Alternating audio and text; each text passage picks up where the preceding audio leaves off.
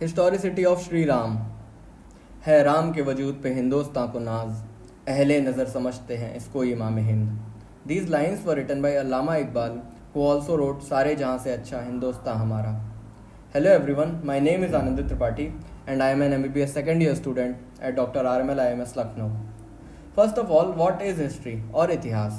The word इतिहास can be broken up into इति plus हा plus असा, which means it thus happened और ऐसा ही हुआ.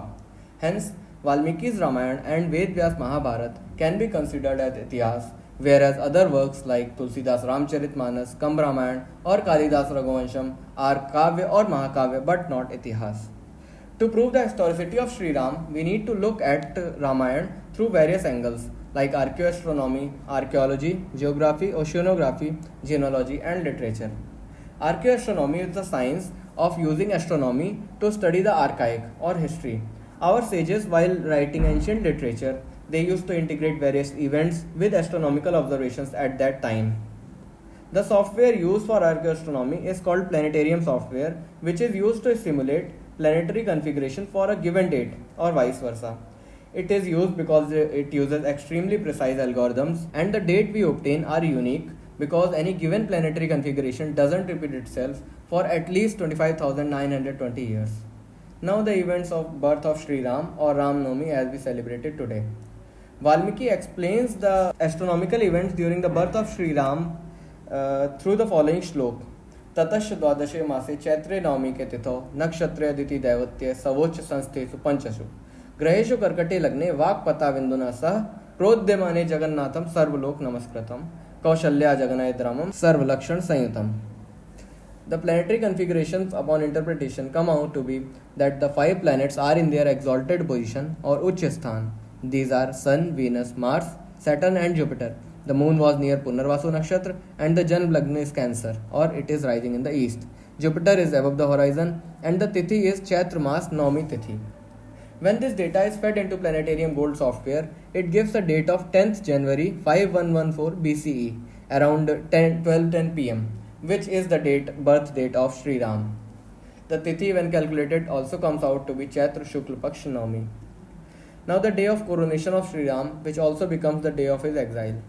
Using the same methodology, we arrive at a date of 4th January 5089 BCE, and the age of Sri Ram at that time is 25 years. And this age corroborates well with the later episode when Sita is in conversation with Ravan, who is disguised as a sadhu, and she tells him that her husband was of 25 years when they were exiled. Now the war with Khar and Dushan. After her nose and ears were cut, Supnakha approached Khar and Dushan for her revenge. They then declared war on Sri Ram with their army. And when they were proceeding with their huge army towards Sri Ram, Valmiki dramatically mentions that a total solar eclipse was taking place. He wrote, a dark blood red color ring appeared on the border of sun and it was dark in the middle, and the Mars was in the middle of planets in the sky.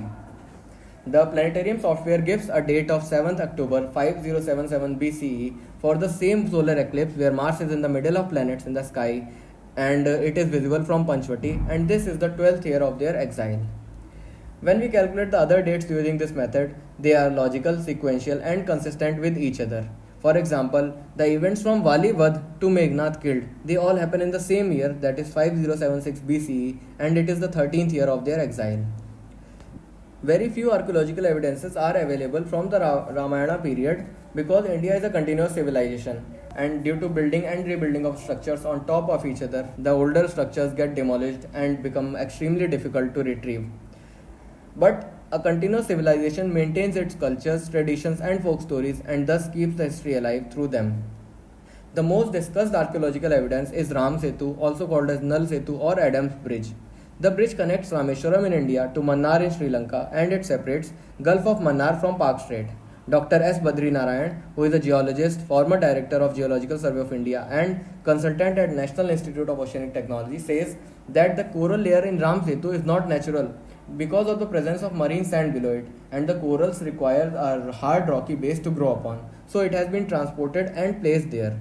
Also, the sea level curve prepared by National Institute of Oceanography shows a rise in sea level in the last 7,000 years of 2.8 meters or 9.3 feet.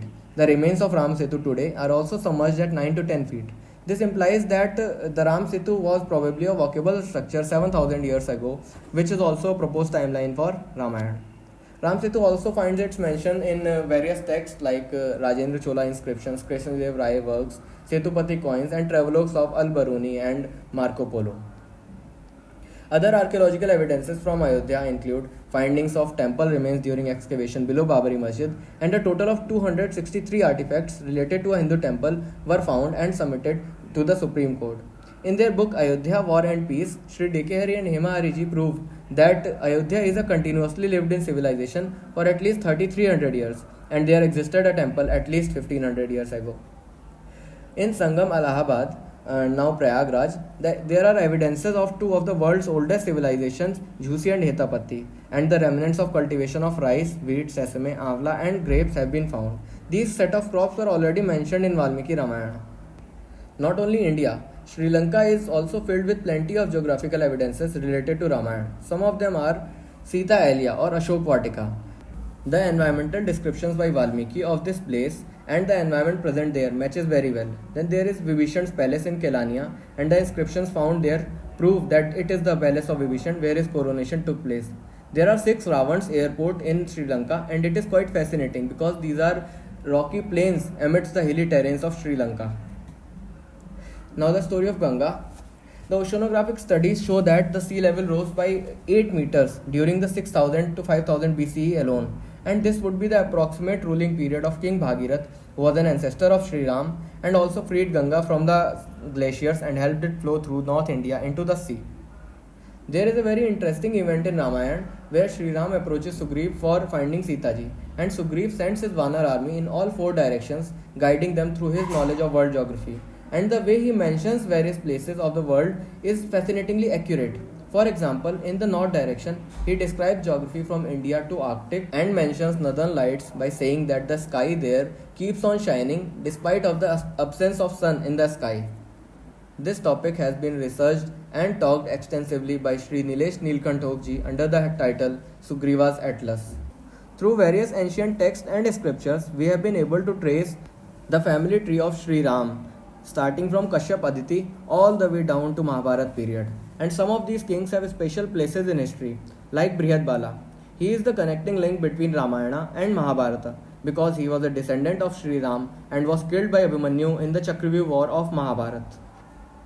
Ramayana also finds its mentions in various ancient and modern literature, like Vedas and Puranas mention ancestors of Ram. Travelogues of several visitors like Kitabul Hind by Al-Baruni also mention Ram Setu, and Abdul Rahim Khane Khan, who was one of the gems of Akbar's court, had his own version of Ramayana in pictorial form.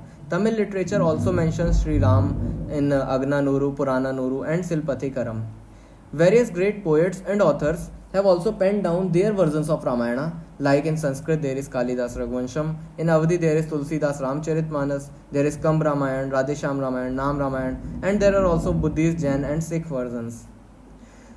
The radiance of Ramayana has travelled to several corners of the world, and these countries have celebrated its greatness through their own versions of Ramayana, like there is Tibetan Ramayana, Turkestan's, Indonesia's, Java's, and Burma's Ramayana, and Thailand's Ram Keen is indeed very famous. All these evidences prove that Rama is indeed a historical person and Ramayana is a history book of India. Now summing up with these lines from Hafiz Banarasi, एक सीता की रिफाकत है तो सब कुछ पास है, जिंदगी कहते जिसे राम का बनवास है. Thank you.